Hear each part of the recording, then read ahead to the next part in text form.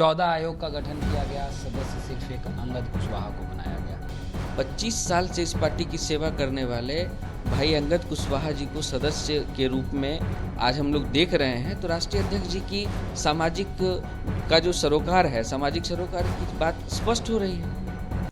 अब तेजस्वी यादव जो है कलम बांटने निकले हैं, पूरे बिहार में अब कलम बांटेंगे। कैसे देख रहे हैं? उनको क्या नैतिक अधिकार है इस तरह का सवाल उठाने का भाई?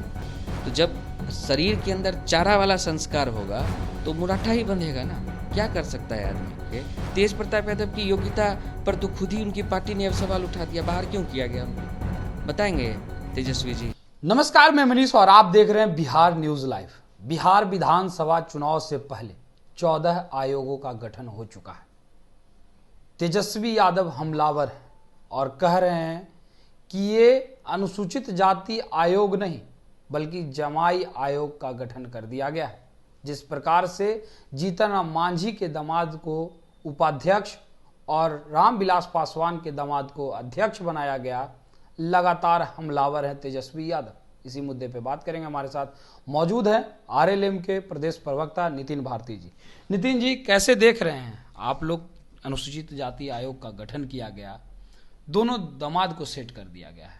तेजस्वी यादव हमलावर हैं, कह रहे हैं कि जमाई आयोग बना दिया गया है। कैसे देख रहे हैं इस बयान? नहीं, मैं तो ये उनकी बात से एक मिनट के लिए अगर सहमत भी हुआ जाए तो सबसे पहले तो वो अपने ऊपर ही सवाल उठा रहे हैं। वो लोग तो जमाई को सेट नहीं कर रहे हैं। नहीं, वो खुद ही क्या है, बेटा है ना। हाँ। अगर वो बेटा नहीं होते लालू जी के, हाँ। जिस शैक्षणिक योग्यता के साथ मैट्रिक की परीक्षा पास करने पर यहाँ सरकारी प्यून बनता है, मालूम है ना सब लोगों को। अब शायद कहीं कहीं +2 भी मांगने लगे हैं। तो उनकी जिस शैक्षणिक योग्यता के आधार पर उनका मूल्यांकन हो, अगर लालू जी की बेटा नहीं रहते तो क्या काम कर रहे होते आज, बता दीजिए जरा सा। उनको क्या नैतिक अधिकार है इस तरह का सवाल उठाने का भाई? एकाएक उठाकर राघोपुर का विधायक बना दिया गया, कोई दिक्कत नहीं है, जनता ने उनको चुना है, पूरा सम्मान है। लेकिन सम्मानजनक बात करेंगे तो हम लोग ये सब नहीं बोलेंगे। लेकिन जब इस तरह की बात वो करेंगे, तेज प्रताप यादव की योग्यता पर तो खुद ही उनकी पार्टी ने अब सवाल उठा दिया। बाहर क्यों किया गया उनको, बताएंगे तेजस्वी जी कि अपने भाई को काहे बाहर कर दिए? भाई को बाहर तेजस्वी जी किए हैं। अरे कौन किया है फिर? पार्टी ने निर्णय लिया ना। पार्टी ने निर्णय लिया। तेजस्वी जी के बिना पार्टी में निर्णय हो जाता है? इतना कमजोर है तेजस्वी जी क्या पार्टी के अंदर? तो अपने भाई को अयोग्य उन्होंने साबित किया, लेकिन उसी भाई को 2-2 बार विधायक क्यों बनाया? फिर उसी भाई को मंत्री क्यों बनाया? फिर जहां पर अपना पैर जब कमजोर हो तो आदमी को इस तरह का बात करना ही नहीं चाहिए। हम लोगों को ये सब फिजूल के डिस्कशन में पड़ने की जरूरत नहीं है। एनडीए का लक्ष्य बिहार का विकास है और दोनों सरकार, चाहे वो केंद्र की सरकार हो राज्य की सरकार हो, विकास के पथ पर आगे बढ़ रही है। आप लगातार बोल रहे हैं कि लक्ष्य जो है हमारा विकास है, लेकिन जिस प्रकार से आयोगों में जो स्थान दी गई है सभी को, चाहे वो जीतन राम मांझी को दिया गया, चाहे वो चिराग पासवान को दिया गया, उस अनुरूप से आपके पार्टी को नहीं दिया गया। आयोग में 14 आयोग का गठन किया गया, सदस्य सिर्फ एक अंगद कुशवाहा को बनाया गया।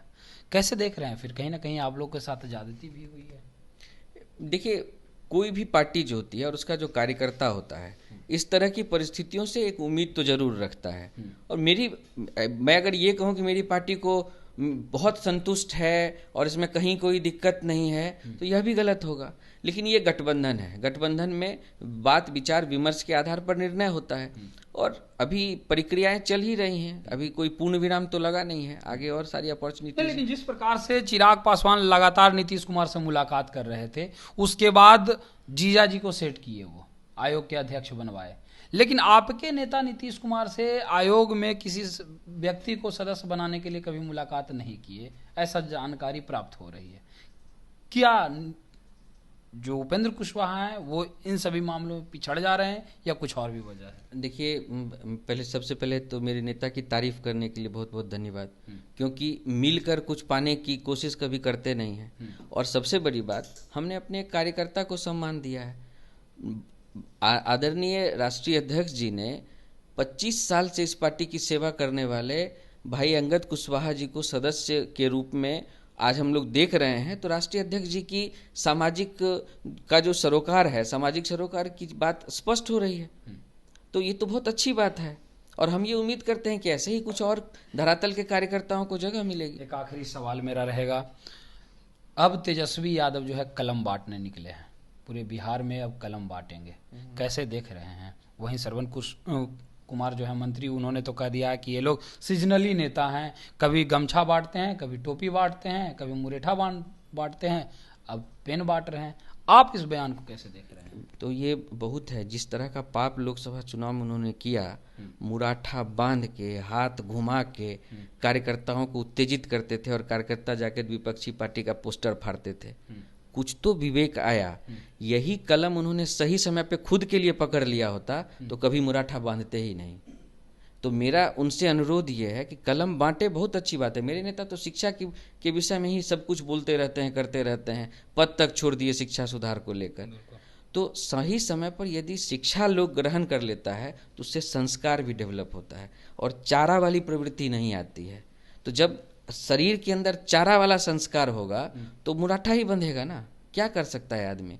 तो ये शुभ संकेत है कि कम से कम सद्बुद्धि आ रही है कि शिक्षा भी जरूरी होती है, लेकिन सही समय पर यह सद्बुद्धि आई होती तो आज उनकी ये स्थिति नहीं होती।